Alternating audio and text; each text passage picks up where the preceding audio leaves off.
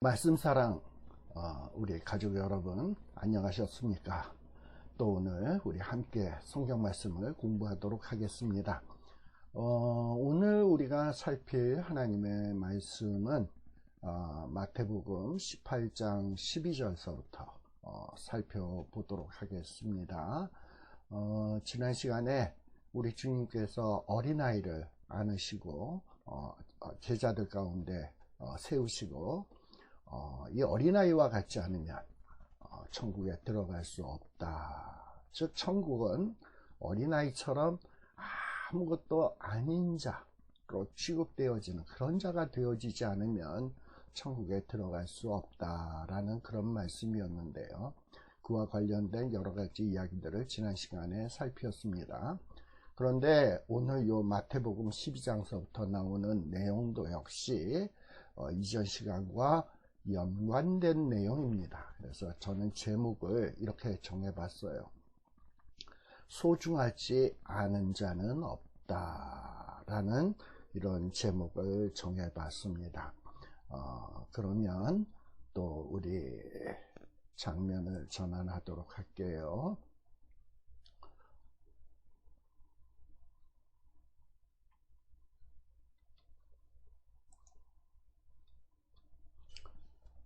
아이고.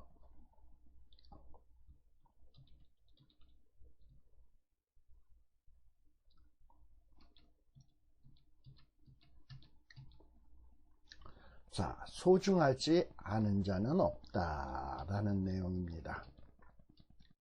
마태복음 이제 이 12절에 보면 제자들에게 예수님이 묻습니다. 너희 생각은 어떻겠느냐? 이러면서 어떤 어린아이, 소자를 실족해서는 안 된다. 그리고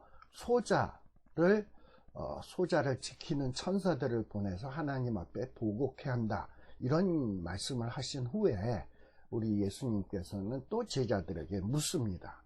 그러니 이 12절의 말씀은 이전에 1절에서부터 11절까지 나오는 내용과 연관된 내용임을 여러분들이 생각하시고 이 말씀을 살피셔야 합니다. 제자들에게 묻습니다. 너희 생각에는 어떻겠느냐? 만일 어떤 사람이 양 100마리가 있는데 그 중에 하나가 길을 잃었으면 그 99마리를 산에 두고 가서 길 잃은 양을 찾지 않겠느냐라고 제자들에게 질문을 던졌어요. 그리고 또 13절에 진실로 너희에게 이르노니 만일 그 한 마리의 양을 찾으면 길을 잃지 아니한 99마리보다 이것을 더 기뻐하리라 라고 되어 있습니다. 아마 지금 이 예수님의 말씀은 우리 교회 다니는 사람들이라면 모두가 다 잘 알고 있는 잃은 한 마리의 양의 비유라는 것을 잘 알고 있습니다. 그런데 이 비유가, 이 예수님이 하시는 이 비유가 과연 어떤 의미인지 이것을 정확하게 아는 사람은 그다지 많지 않은 것 같습니다. 저 역시 어린 시절에 이 말씀을 보면서 참 이상하다라는 생각을 했어요. 왜 이상하냐? 어떤 양 하나가 길을 잃어버렸으면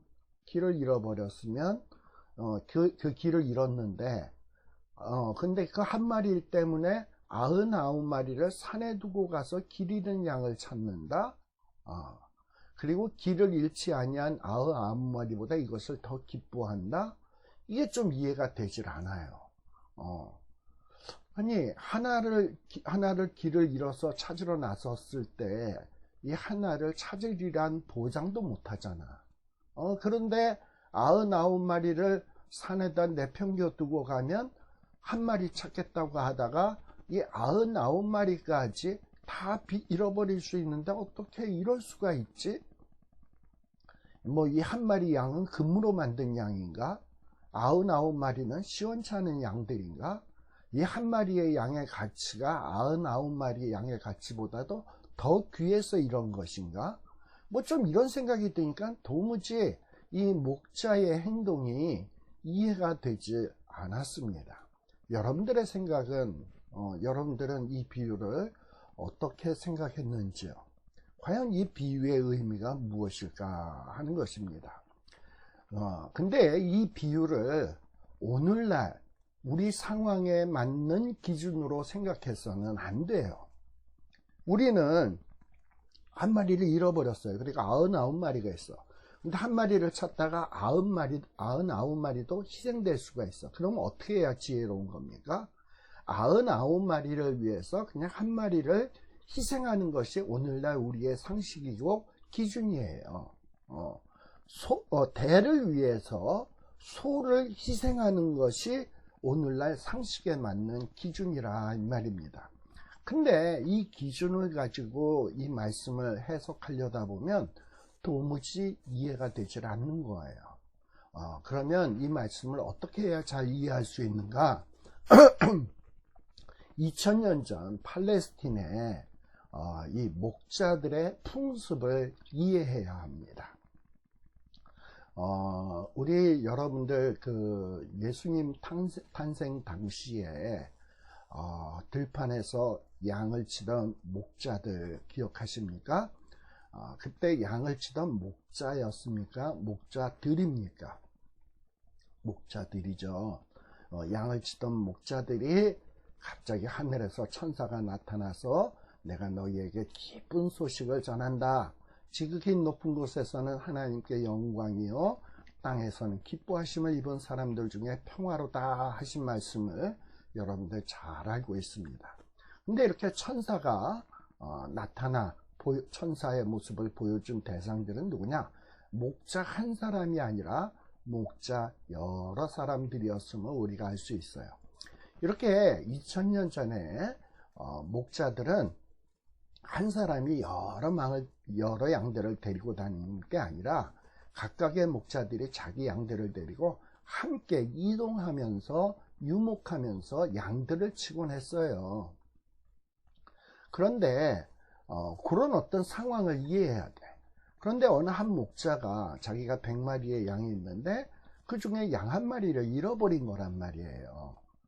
그래서 이 사람은 한 마리 양을 찾아야 되기 때문에 다른 어떤 동료 목자들에게 야, 내가 지금 양 한 마리를 잊어버렸는데 내가 이 양을 좀 찾아와야 되겠다. 대신에 너희들이 이 99마리의 양들을 좀 보살펴 주지 않겠냐? 부탁해 놓고 떠난 것이에요. 그래서 한 마리 양을 찾으러 간 것이다 라고 이 말씀을 생각을 해 봐야 됩니다. 그렇게 생각할 때 이 말씀이 이해가 되는 거예요. 지금 이 이유는 99마리 양을 내버려 두고 한 마리 양을 찾으러 갔다. 즉, 이 한 마리의 양이 99마리의 양보다 더 가치가 뛰어나다라는 말을 하려고 하는 것이 아니에요. 99마리 양도 귀해. 그리고 한 마리 양도 귀해. 그런데 지금 한 마리 양을 잃어버렸어요. 그래서 99마리의 양은 다른 목자에게 맡겨두고 그 비록 한 마리의 양이라 할지라도 그 한 마리의 양을 찾기 위해서 목자가 찾아 나섰다라는 것을 말하려고 하는 것이 이 비유의 내용입니다. 이와 같이 목자가 100마리의 양이 있는데 물론 99마리의 양은 멀쩡하고요. 한 마리 양은 없어졌어요. 그럼에도 불구하고 진정한 참된 목자는 한 마리의 양조차도 소중히 여겨서 찾아 나선다는 거야. 한 마리 양 잃어버렸는데 아니 뭐 99마리 아직 뭐 나한테 있는데 그까지 한 마리 양쯤이야. 이런 목자는 없다 이 말이죠. 참된 목자라면 한 마리의 양이 잃어버렸다 할지라도 그 양을 찾아 나선다 이 말입니다. 그만큼 한 마리의 양마저도 양조차 이 목자는 귀히 여긴다라는 거예요. 그런데 이런 목자의 심정이 누구의 심정이냐? 우리 하늘에 계신 아버지 하나님의 생각과 같다라는 거예요. 18장 14절 말씀에 보면 이와 같이 지금 어떤 한 마리의 양, 잃어버린 한 마리의 양의 비유를 말씀했죠. 근데 이와 같이 소자 중에 하나라도 잃어버려지는 것은 하늘에 계신 너희 아버지의 뜻이 아니다 라는 거예요. 소자가 누굽니까? 어린아이, 아무도 알아주지 않는 인격적 대접을 해주지 않는 그런 사람, 사람들이 볼 때 무가치하다고 생각되어지는 사람, 그리고 아무도 관심을 기울여주지 않는 자라 할지라도 그런 자가 실족해서 어떤 믿음의 행로에서 떠나게 되는 것을 하나님은 기뻐하지 않는다라는 거예요. 한 마리의 양을 잃어버리는 것을 목자가 원치 않듯이 이 하나님의 백성, 아무리 미천한 자라 할지라도 하나라도 잃어버려지는 것이 우리 하나님의 아버지의 뜻이 아니다 라는 것을 지금 제자들에게 가르쳐 주는 거예요. 지금 제자들에게 주님은 무엇을 가르쳐 주는 것이냐? 하나님의 백성이라면 아무리 무가치하게 보여지는 자라 할지라도, 아무리 천한 자라 할지라도 소중히 여기는 이런 마음을 가져야 된다. 너희들이 성도들 간의 관계를 맺을 때 정말 소중하지 않은 자는 하나도 없다라는 것을 명심하라는 거예요. 저는 우리 오늘날 한국교회에 있는 풍토 중에 참 마음에 안 드는 것이 있어요. 어느 목사님은 이런 목사님들이 계세요. 자기의 목회 이념과 뜻이 맞지 않아. 그러면 그런 사람을 나가길 원해. 또 교회 안에서 문제 일으키는 사람이 있으면 그런 사람이 교회를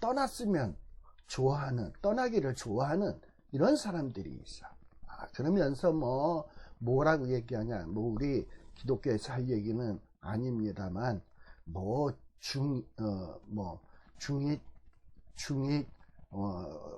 절이 싫어서 떠나나 이런 얘기 있죠. 갑자기 생각이 안 나네. 절이 싫으면 중이 떠나야지 이런 얘기들이 있다 이 말이죠. 그러면서 이 교회가 마음에 안 들면 떠나라 이거예요.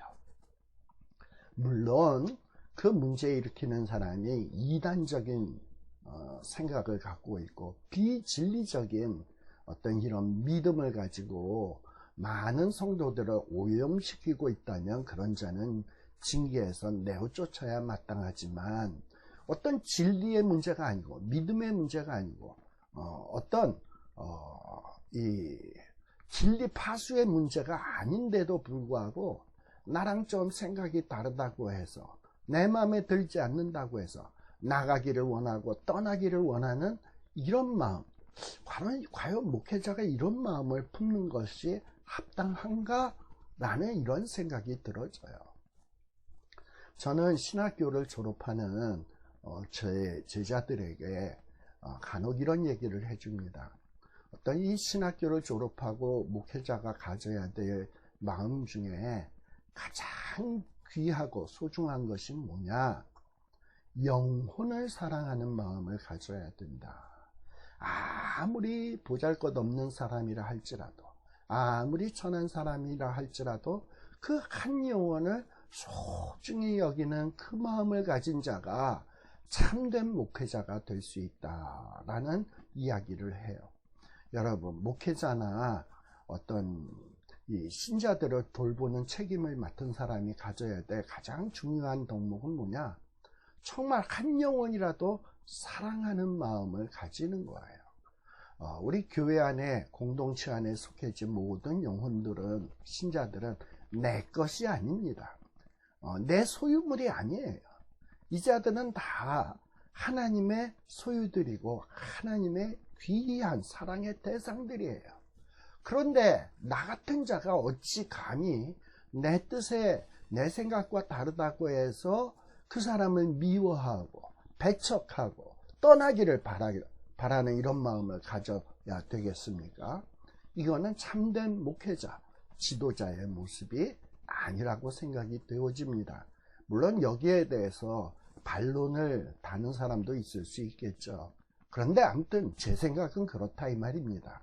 그리고 이 하나님의 말씀을 봐도 제 생각이 틀리지 않는다라는 생각이 듭니다. 자, 그래서요, 우리 지금 여기에도 나오지만 우리 하나님은 어떤 분이시냐? 아무리 우리가 하찮게 여기는 소자라 할지라도 정말 인격적 대접을 해줄 만한 가치가 없는 자라 할지라도 나는 귀하게 여기지 않을지 모르지만 우리 하나님은 귀하게 여기신다라는 것이 이 말씀의 뜻이다라고 생각되어집니다. 자, 그래서 우리 앞선 내용과 한번 연관을 지어 봅시다. 17장에서 17장 25절에서 27절에 우리 예수님은 어떠했습니까? 당시에 성전세 받는 사람들, 성전세로 반세겔씩 받는 사람들, 이 사람들이 베드로에게 와서 야, 너 세금 안 내? 너의 선생은 세금 안 내? 이랬을 때 예수님은 세금 낼 의무가 없어요. 안 내도 돼. 안 내도 되는 특권이 있어요. 그럼에도 불구하고 우리 예수님은 미천한 이 성전세 징순자들의 어떤 그 심령을, 믿음을 실족치 않도록 하기 위해서 세금을 안 내도 되는 그 특권을 포기하셨다 이 말이에요. 소자 하나를 정말 실족치 않게 하기 위해서 주님은 한없이 낮아지셨다. 이게 주님의 모습이에요. 우리는 주님의 제자입니다. 따라서 이런 주님의 모습들을 본받아야 된다라는 거예요. 또 우리 지난 시간에 18장 1절에서 11절에서는 무슨 얘기를 했습니까? 천국은 제자들의 관심은 천국에서 누가 크냐, 누가 높으냐 여기에 관심이 있었는데 예수님은 그런 데 대해서 전혀 관심이 없고 뭘 가르치셨나요? 천국에 들어갈 자격 조건이 무엇인가? 천국에 들어갈 자격 조건은 이 천국에 들어가려는 사람들이 하나님 앞에서 자기의 심령을 돌아보고 자신의 영혼의 그 한심함을 깨닫고 자기의 무가치함, 자기의 한심함을 깨닫고 주여 내 힘으로는 정말 도저히 의의를 이룰 수 없습니다. 내 힘으로는 천국에 도달할 수가 없습니다. 나를 불쌍히 여기소서 하고서 하나님 앞에 애통해하는 마음, 가난한 마음, 이런 마음을 깨닫는 자의 것이 뭐다? 천국이다 라고 말씀하셨어요. 그리고 예수님께서는 제자들 앞에, 제자들 가운데 한 어린아이를 세우시고 천국은 이 어린아이 같지 아니하면 들어가지 못한다 라고 말씀했죠. 그리고 우리 조금 전에 살피었던 말씀의 내용은 뭡니까? 100마리의 양이 있는데 한 마리의 양이 어디 도망갔어요. 길을 잃어버렸어. 그런데 목자는 그 한 마리의 양을 찾으러 갑니다. 99마리의 양을 내버려 두고 자, 이렇게 한 마리의 양조차도 목자는 소중히 여기듯 우리 하나님도 아무리 미천한 한 마리의 양이라 할지라도 소중히 여긴다. 천국 백성이라면 아무리 미천한 자라도 잃어버리는 것을 원치 않으신다. 우리가 하나님의 나라의 백성입니까? 그러면 하나님이 가지셨던 그 마음을 가져야 돼. 우리가 주님의 제자들입니까? 그러면 이 주님의 마음을 본받는 자들이 되어야 된다라는 거예요. 그래서 17장에서부터 요 18장까지는 다 아주 하나의 한 영혼도 소중하다라고 하는 이 주제로 지금 일관되게 쭉 연관되고 있다라는 것을 생각하면서 요 마태복음 17장, 18장의 내용을 읽으셔야 된다라는 겁니다. 자, 그리고 이제는 마태복음 18장 15절서부터의 내용을 살필 텐데 이 마태복음 18장 15절서부터 20절에 나오는 내용은 뭐냐? 우리가 정말 주님의 제자라면 이 주님의 마음과 같이 한 영혼을 구원함에 있어서도 이 한 영혼을 구원하는데 아주 전심전력을 해야 되겠죠. 근데 그 한 영혼을 구원할 때에도 신중을 기해야 된다라는 것을 우리에게 가르치는 내용입니다. 그리고 또 우리가 진정한 주님의 제자라면 비록 나의 마음을 아프게 하고 문제를 일으키는 자가 있다 할지라도 가능한 하면 우리가 용서해야 된다라는 것이 18장 21절에서 34절이에요.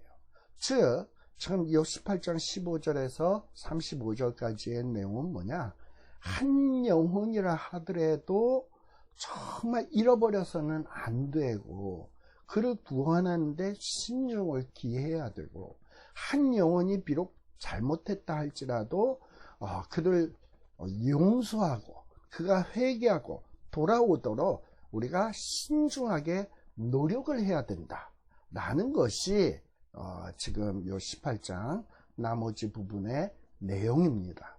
자, 그러면 우리가 또 한번 살펴보도록 하겠습니다. 자, 15절에 말씀해 보세요. 이제 주님은 고난받으시고 십자가 지시고 이제 승천하시고 또 제자들과 이별하는 때가 있어요. 물론 우리 예수님께서 승천하시면서 뭐라고 얘기했냐, 주님이 승천하면서 이 모든 권세를 주님이 가지시고 내가 세상 끝날까지 너희와 함께 하겠다. 그러니 너희는 가서 모든 족속으로 제자를 삼아 아버지와 아들과 성령의 이름으로 세례를 주고, 그리고 내가 너희에게 가르쳐 분부한 말씀을 가르쳐 지키게 하라 라는 말씀이 마태복음 제일 마지막 장 28장에 나오지요. 거기에 보면 내가 세상 끝날까지 너희와 함께 하겠다라고 얘기를 했어요. 자, 물론 예수님이 함께 하겠다고 얘기했지만 지금 이 제자들과 예수님이 함께 있는 당시처럼 예수님이 육신을 입고 제자들과 함께 있는 것은 아니지. 이건 좀 다르다 이 말이에요. 육신적으로는 이별되어 있는 상태예요. 그리고 예수님은 그러다가 다시 오겠다라고 얘기를 하고 있거든요. 그러니 육신적으로는 주님과 주님의 제자들이 이별되어져 있는 상태야. 그런데 우리 예수님께서는 십자가를 지시고 그리고 피로 값주고 주님의 몸된 교회, 하나님의 거룩한 공동체를 세우게 됩니다. 그런데 이 공동체 안에서 어떤 한 형제가, 이 형제가 아마 소자일 수도 있겠죠. 그런데 이런 자가 죄를 범했을 때, 또 어떤 형제는 또 이럴 수도 있겠죠. 어떤 소자를 실족해 하는 죄를 범했을 수도 있겠죠. 이런 일이 어쨌든 공동체 안에서 어떤 사람이 죄를 범하는 일이 발생됐을 때 무조건 그 죄를 물어서 교회에서 잘라버려라 이렇게 가르치지 않았어요. 누가 죄에 범한 것을 발견했으면 모든 사람에게 전화해서 저 누구누구 형제가 말이야 이러이러한 죄를 졌대, 이거 비밀인데 당신만 알고 있어, 이러고선 여기에 전화하고 저기에 전화하고 그러다 보면 30분 내에 전 교인이 다 알게 되죠. 그런 식으로 하지 말고 네가 어떤 사람이 죄를 지은 것을 발견했으면 너와 그 사람만 상대해서 아주 은밀하게 가서 그에게 권고하라는 거예요. 소문내지 말라는 거지. 그래서 너희가 은밀하게 가서 너가 가서 조심스럽게 가서 잘 얘기하면 네가 내 형제를 얻는 것이다 라고 말씀을 해주고 있습니다. 자, 여기에서 내 형제가 죄를 범하거든, 아까 제가 말씀드렸죠. 소자 하나를 실족해 하는 자, 즉 자신의 유익을 위해서 멋대로 행동하고 못된 행위로 인해서 남의 믿음을 잃게 하는 자, 이런 자를 지칭할 수도 있어요. 그런 자를 발견했을 때는 어떻게 해야 되냐, 그 자에게 가서 잘못을 깨우쳐주고 그리고 그 자로 하여금 회개하도록 이끌어주라라는 거야. 이것을 지금 말해주는 것이 이 15절의 뜻입니다. 이 죄를 지었다고 해서 그 죄를 공개적으로 모든 사람에게 드러내어서 망신 주는 것은 그냥 주님의 뜻이 아니다 라는 것을 말해주는 내용입니다. 즉, 이 15절에서 어떤 죄 지은 사람을 조용히 가서 공고하는 목적은 뭐냐, 그 사람을 창피 주고 모욕하고 그 사람의 마음을 후벼 파기 위해서 가는 것이 아니라 그 자를 다시금 하나님 앞에 돌아오게 하기 위한, 그 영혼을 다시금 얻기 위해서다 이 말이에요. 즉 하나님의 나라의 백성들의 1차적으로 관심을 가져야 될 것은 뭐냐? 나와 생각이 다르고 어떤 죄를 지었다고 해서 어떤 문제가 있다고 해서 잘라내고 분리시키고 정리하는 게 아니라, 할 수만 있으면 다시금 그 사람을 하나님의 나라의 백성으로 받아들이고 회개하면 용서하고 용납하는 것이 이게 하나님의 뜻이라 이 말이에요. 왜? 우리 하나님은 한 사람의 그 어린 양이라 할지라도 귀히 여기시는 분이거든. 이게 하나님의 뜻이라 이 말입니다. 물론 이렇게 얘기를 하면 이 진리를 파괴하고 성도들을 오염시키고 정말 이렇게 악을 막 퍼뜨리는 누룩과 같은 사람을, 어떻게 암덩어리 같은 사람을 어떻게 용납할 수 있나요? 어떻게 용서할 수 있나요? 그저 어떻게 그냥 가만둘 수 있나요? 라고 여러분들 얘기할 수 있겠죠. 그러나 우리들이 1차적으로는 어떤 영혼이라 할지라도 1차적으로는 저 자를 잘라버리고 제거하려고 하는 이런 마음보다는 어떻게 하면 다시 받아들일까? 어떻게 하면 다시 용서할까? 어떻게 하면 다시 용납할까? 어떻게 하면 다시금 사랑할까? 어떻게 하면 나의 공동체 안에 다시 포함시킬까? 여기에 관심을 두어야 된다라는 거예요. 이렇게 본문의 상황을 잘못 이해를 하면, 이 본문은 징계를 할 때 어떻게 해야 되냐? 누가 죄 범해서 그럼 일단 한 사람이 가서 꾸짖고 꾸짖어라, 뭐 이런 어떤 징계를 위한 본문이 아닐까. 그리고 이제 한 사람이 가서 안 되면 두세 사람이 가라. 그리고 그래도 말을 안 들으면 잘라버려라. 뭐 이런 식으로 어떤 징계를 위한 본문으로 보일 수 있는데 그렇지 않습니다. 이 본문에 나타난 예수 그리스도의 가르침의 내용은 얻는 것이에요. 영혼을 다시 찾는 것이에요. 잃어버린 양을 다시 찾듯이 다시금 찾는 거예요. 목자가 잃어버린 양을 찾았을 때 얼마나 기뻐했습니까? 바로 이렇게 우리 주님이나 우리 하나님은 잃어버린 양을 다시 찾았을 때 너무너무 기뻐하고 있는 거예요. 자, 그래서 양을 잃어버리지 않도록 하기 위해서 처음에는 어떻게 하냐? 한 사람이 가서 그 사람의 죄를 드러내지 않냐고 은근히 가서 회개를 권고하는 거지. 그래서 그 사람이 회개하면 영혼을 얻는 것이다 라는 거예요. 그런데 한 사람이 가서 얘기를 했는데 안 듣는다? 그러면 어쩔 수 없이 두세 증인을 데리고 가서 말을 하라는 거예요. 자, 이 두세 증인을 데리고 가는 것은 뭐냐? 이 자가 이렇게 나쁜 자다. 어떤 한 사람이 얘기하면 사람들이 안 믿을 수 있으니까 두어 사람을 더 데리고 가서 증인을 세워서 이 사람을 나쁜 사람으로 매도하라고 데려가는 것이 아니에요. 이 한 사람이 어떨 때는 권고를 할 때 뭔가 서툴러서 제대로 권고를 하지 못하고 오히려 더 상처 주는 경우가 있어. 그럴 때 함께 갔던 두 번째 사람, 세 번째 사람은 이 첫 번째 갔던 사람보다 더 지혜롭게 얘기할 수가 있거든. 이 첫 번째 사람이 미처 알지 못한 적절한 말을 해줄 수도 있거든. 그래서 이 첫 번째 사람이 하지 못했던 일을 두 번째 사람, 세 번째 사람이 할 수 있거든요. 그래서 혼자서 안 되면 두세 사람이 같이 가서 그 영혼을 구원하는 일에 서로 합심해라 라는 거예요. 우리 잠언에도 보면 삼겹줄은 끊어지지 아니한다. 줄 한 줄은 뚝 하면 끊어줄 수 있는데 세 줄로 이렇게 꼬아서 만들면 끊어지지 않는다 그랬어요. 백지장도 서로 맞들면 낫다라는 말씀이 있죠. 영혼 구원함에 있어서 물론 한 사람 한 사람이 다 힘을 써야 되겠지만 한 사람의 힘으로 안 될 때 두세 사람이 힘을 합해서 이 영혼 구원하는 일에 힘을 합하라는 거예요. 그러면 우리 하나님께서 지혜를 주시고 능력을 주셔서 이 영혼 구원하는 정말 하나님의 기뻐하시는 일을 성공리에 이룰 수 있다라는 말을 지금 말씀해 주고 있는 겁니다. 자, 그런데 16절에 보면 뭐라고 얘기하냐? 이 한 사람이 가서 말을 했어요. 안 들었어요. 그래서 두세 사람을 데리고 갔어요. 그래도 듣질 않아요. 그래서 한두 사람을 데리고 가서 두세 증인의 입으로 말로 이렇게 했는데 안 듣는 거예요. 그렇게 말을 안 들을 때는 어떻게 해야 되냐? 그때에는 교회에게 말을 해라.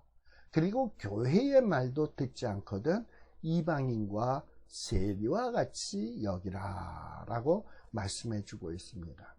특별히 이 17절에서는 이 범죄한 사람이 회개하지 아니하고 하나님께 돌이키지 아니하고 계속 고집만 피울 때 그 자를 정죄를 해야 되는데, 근데 이 정죄하는 주체를 어떤 개인 내게 이름하지 아니하고, 심지어는 어떤 개인 지도자에게 이름하지 아니하고 어디에 이름을 해야 되냐? 교회의 이름을 해라. 교회의 이름을 해라. 즉 어떤 범죄한 사람은 어떤 한 사람이 정죄할 수 있지 않아요. 뭐 우리 각자 한 사람 한 사람이 다 아무것도 아닌 존재인데, 우리 모두가 다 죄인인데, 우리 모두가 다 부패한 사람들인데 누가 누구를 정죄하겠습니까? 이 가늠한 여인이 잡혀와서 돌에 맞아 죽을 뻔했을 때 사람들은 살기등등하게 돌로 치려고 했어요. 그때 예수님께서는 사람들에게 뭐라고 말씀하시냐? 죄 없는 자가 돌로 치라. 그랬더니 사람들이 돌들을 딱 떨구고는 슬그머니들 돌아갔던 걸 기억하시죠? 왜? 자기 자신들을 돌아보니까 자기 자신들도 다 죄인이거든. 근데 죄인인 자기가 누구를 정죄해? 여러분, 개개인은요 누구를 정죄할 자격이 없어요. 그런데 우리 주님은 그래서 이 정죄의 주체를 어떤 개인 지도자, 개인에게 이름하지 아니하고 교회 공동체에게 이 고난을 이름을 했습니다. 그래서 이 교회 공동체가 해야 될 가장 중요한 일 가운데 하나가 뭐냐면 권징이라는 거예요. 권징. 교회 공동체가 해야 되는 일 가운데 우리 성만찬이라는 거 있죠. 성도의 교제를 나누는 성만찬. 그리고 교회 공동체는 또 뭘 해야 되냐? 권징. 그래서 이 교회 안에 질서를 바로잡는 일이 이 교회 공동체에 해야 될 중요한 일이에요. 그래서 이 교회 공동체의 질서 잡는 일을 우리 하나님께서는 어떤 개인에게 맡기신 것이 아니라 어떤 이 교회 공동체에게 그 고난을 맡기셨다라는 것을 우리들이 깊이 명심할 필요가 있습니다. 이미 우리가 살피었던 내용이 있죠. 마태복음 16장 16절 내용이 뭐였죠? 사도 베드로가 우리 예수님을 향하여 놀라운 고백을 하죠. 주는 그리스도시요 살아계신 하나님의 아들이십니다. 그랬더니 우리 예수님께서 시몬아, 이제 내가 너 위에 내가 교회를 세우리라 라는 말씀을 했어요. 근데 그거 베드로 위에 교회를 세우겠다는 것이 아니야. 베드로와 같은 주는 그리스도시여 살아계신 하나님의 아들이십니다 라는 이러한 신앙 고백을 하는 이 공동체, 이 믿음 위에, 그 믿음 위에 교회를 세우겠다.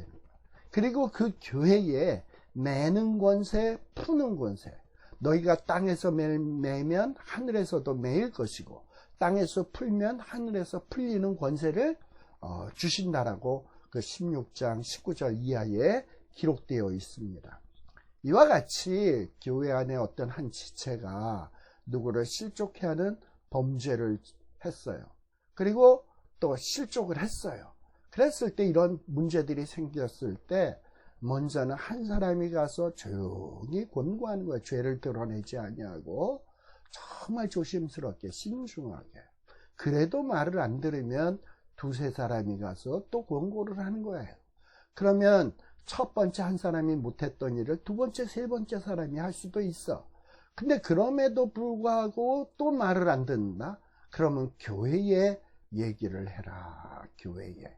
그래서 어떤 계속 고집 피우고 범죄하는 사람을 교회 질서를 위해서 정리하는 것은 개인의 일이 아니라 어떤 공동체의 일로서 행사하라라는 것을 주님이 가르칩니다.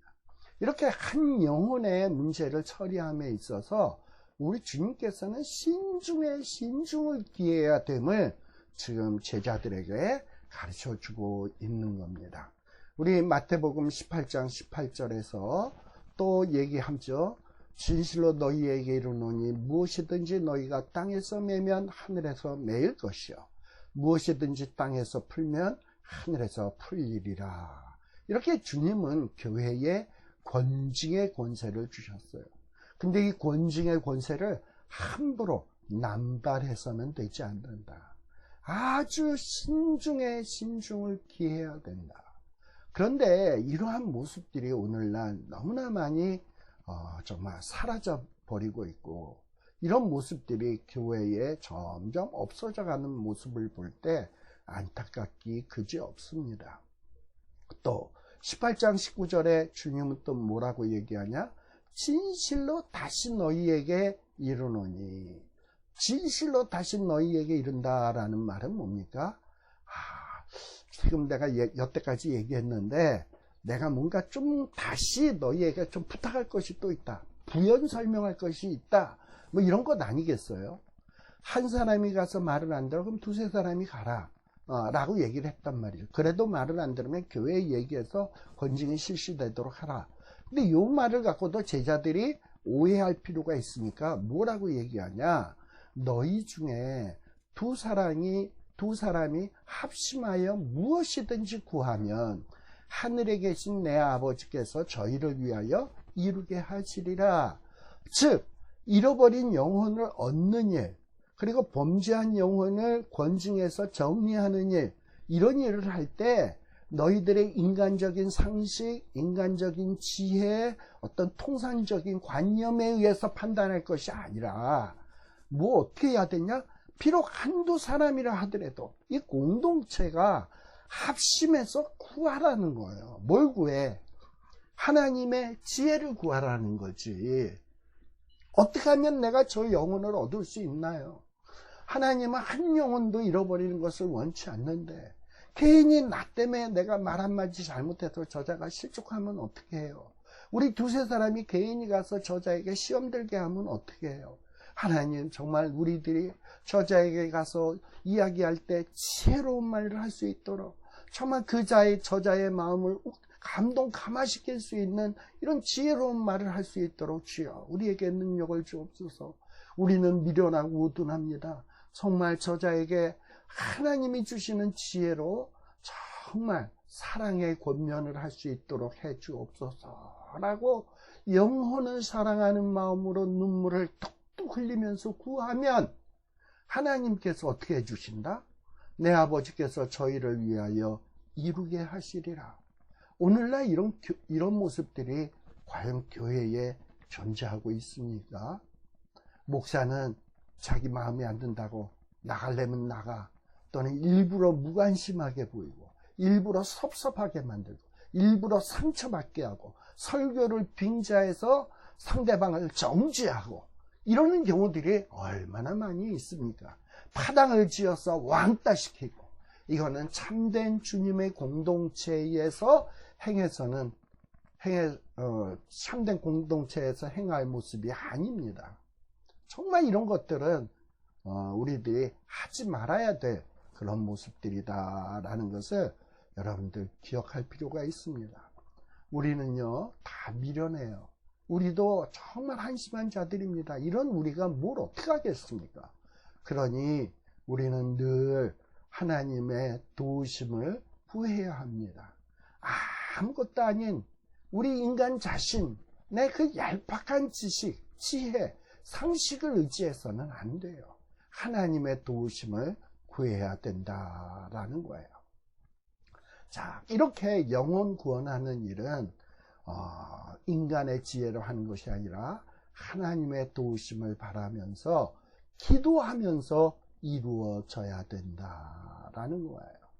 정말 두세 명의 증인이 기도로 하나가 돼야 돼요. 영혼을 구원하는 일에 공동체 모든 구성원이 한마음 한뜻이 되어야 돼요. 그래야 정말 우리 하나님이 기뻐하십니다. 모든 공동체의 구성원이 주님의 마음을 가져야 돼요.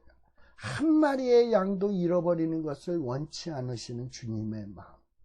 정말 아무리 미천한 자라도 관심을 기울이시는 이런 하나님의 마음.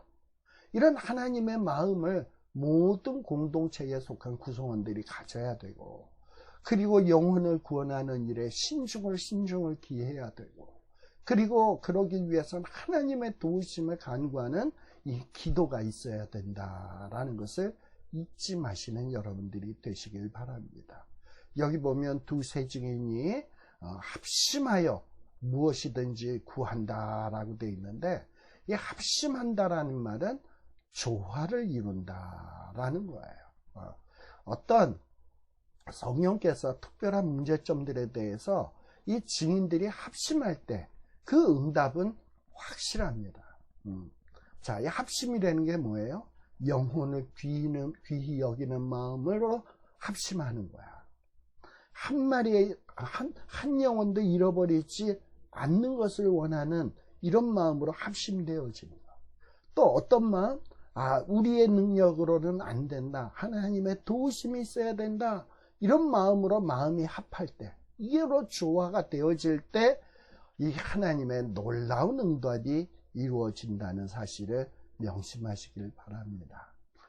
우리가 주님의 공동체 안에서 우리가 늘 어떻게 생활해 왔는지 반성해 볼 수 있길 바라요. 마태복음 18장 20절에 또 주님은 또 두세 사람에 대해서 이야기합니다. 두세 사람이 누구 이름? 내 이름으로 모인 중에는 나도 그들 중에 있다. 이 공동체는 어떤 각각 구성원들이 자기의 이익을 위해서 모인 것이 아니에요. 특별히 이 교회 공동체, 메시아 공동체, 하나님 나라의 공동체는 우리의 이익을 위해서, 어떤 이익을 얻기 위해서 모여지는 공동체가 아니에요. 우리 이 메시아 공동체, 교회 공동체는 바로 주의 이름을 높이고 주님께 영광을 돌리기 위해서 모여진 공동체입니다. 우리들이 어떻게 하면 주님을 영화롭게 할까? 어떻게 하면 우리가 먹든지 마시든지 주의 영광을 위해서 살까? 어떻게 하면 주님의 마음을 가지고 잃어버린 영혼을 구원할까? 그렇게 해서 주님을 기쁘시게 할까? 어떻게 하면 주님의 이름을 영화롭게 할까? 이런 마음으로 모여진 그곳에 우리 주님도 그들 중에 함께 있다라는 거예요. 저는 우리 성경 공부의 모임이 이런 모임이 되었으면 좋겠어요. 우리만 성경 공부해서 머리가 커지는 사람들이 아니라 이 성경 공부를 통해서 주님의 마음이 무엇이며 주님이 진정 기뻐하시는 뜻이 무엇이며 또 그 뜻을 알고서는 어떻게 하면 우리가 그 뜻을 이룰까? 그리고 그 뜻을 이루기 위해서 합심하여 기도하고 그리고 힘을 합하는 이런 모임이 된다면 이런 모임 중에 우리 주님이 함께 하신다는 거예요. 우리 주님이 함께 하시면 얼마나 놀라운 일들이 비록 많이 일어나겠습니까? 우리 옛날에 우리 불렀던 가스펠송에 이런 가스펠송이 있어요. 나는 비록 약하나 우리 주님 강하시다. 나는 비록 약하지만 우리 주님은 강하시다. 그래서 우리 주님이 하시고자 하면 우리는 어떤 일들도 이룰 수 있다 이 말입니다. 이런 믿음이 겨자씨만하게만이라도 있다면 우리가 산을 명하여 옮길 수 있는 놀라운 기적도 이룰 수 있는 거예요. 저는 우리 이 성경 공부, 말씀 사랑, 이 모임, 이 공동체가 이런 공동체로 발전되어지기를 소망합니다. 우리의 어떤 사적인 감정, 우리를 드러내고 우리를 잘난 체하고 어떤 이익을 추구하는 이런 모임이 아닌 주님의 이름을 드러내는, 즉 주님의 영광을 드러내기 위한 이런 모임, 그리고 그런 일을 위해서 일을 할 수 있는 저희들이 되어지기를 바랍니다. 그리할 때 우리 주님이 기뻐하시고 우리 모임에 함께하여 주셔서 우리에게 놀라운 축복을 베풀어 주지 않으실까 생각을 합니다. 기도하겠습니다.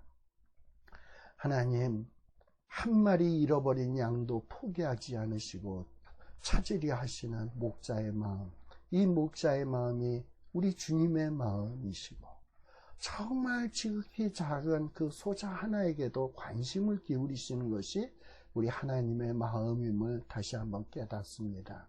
하나님, 우리가 공동체 안에서 지극히 작은 소자, 정말 모두가 관심을 기울이지 않은 비천한 사람까지도 주님의 마음을 가지고 사랑하는 훈련을 하게 하여 주옵소서. 영혼을 얻는 일에 정말 합심하여 기도하는 이런 공동체가 되게 하여 주시고, 그리고 또 영혼을 구원하는 일에 내 지혜, 내 상식이 아닌 정말 하나님의 지혜를 구하는 이런 운동들이 일어나게 하여 주시옵소서. 아버지 하나님, 이 시대를 정말 변화시키고 이 시대를 다시금 살릴 수 있는 공동체가 누구이겠습니까? 주님이 세우신 이 교회 공동체, 하나님의 백성의 공동체가 아니겠습니까? 이제 우리에게 막중한 사명이 있음을 깨닫고 이 세상에 잃어버린 영혼들을 찾기 위해서 정말 저희들이 영혼을 사랑하는 마음을 갖게 하여 주시고 하나님의 지혜를 구하는 마음을 갖게 하여 주시고 영혼을 구원하는 일에 신중에 신중을 기하는 이런 마음들을 갖게 하여 주시옵소서. 그리하여 이 시대를 살리는 우리 모두가 되게 하여 주시옵소서. 그리하여 주의 이름을 드러내는 저희들이 되게 하여 주옵소서. 예수님 이름으로 기도드리옵나이다. 아멘. 마치겠습니다. 수고하셨습니다.